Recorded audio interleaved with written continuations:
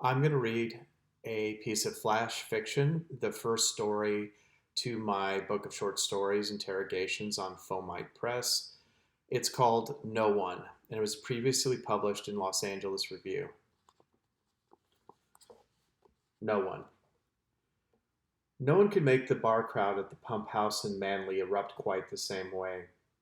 No one could ring the bell mounted above the bins of scratcher tickets with quite so much gusto and dole out a week's salary buying free shots for his audience of gold miners, roustabouts, and bush pilots. No one could encourage the few women to shimmy quite this wildly to a jukebox blasting Aerosmith and Lynyrd Skynyrd on a small stage set aside for open mic night. No one could high five quite like him with two fingers, with one knee, with a dilapidated gold Panthers baseball cap, with the intensity of a man who made sure that all toasts within earshot were in his honor, and that all photos captured his unwashed blonde locks, intense Swedish eyes the sheen of dollar bills, and scraggly beard diving into frame. No one had more cautionary tales about companions maimed or killed by the unforgiving wilderness, the death count often rising to a dozen by breakfast in the bar, usually consisting of hard-boiled eggs, raw onions, and a double Bloody Mary. There were the usual fury deaths from airplane crashes and inclement weather, and in blazes from passed-out drunks. The disappearances from coastal storms and snowmobiles sinking into ice, the bear attacks and car crashes, limbs lost from four-wheelers and caterpillar blades, fingers shed from fishing line and husky bites, and the usual maiming from buckshot, oil burns, and chainsaws. No one excelled at bar games with the same ferocity.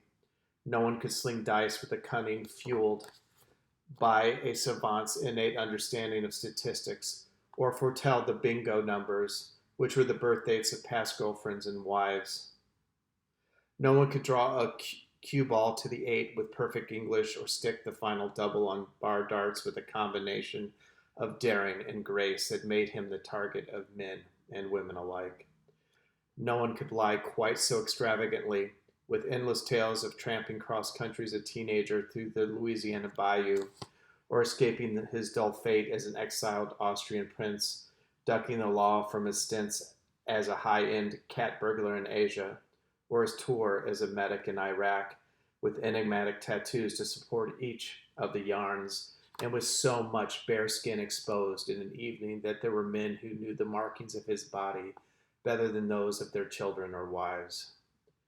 No one else could destroy things with the flare of a human cyclone, frosted tumblers shattering and cue sticks cracking in bar fights, the automobiles and snow machines he borrowed, plowed into snowbanks and trees.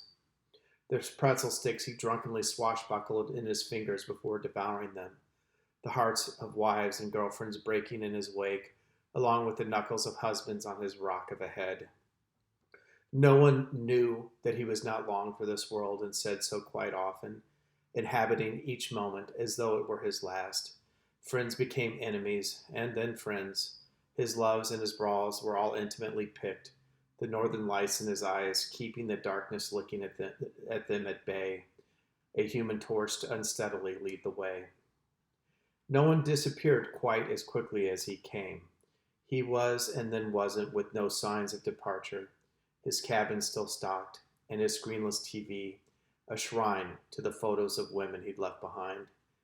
He was a passenger to new places, or else lost in the snow and eaten by wolves, or slain by jealousy, or whisked away from love that caught fire, his meager possessions ceremoniously charred one night in the pump house fireplace. And the stories grew in legend, and the men and women grew old in each other's arms.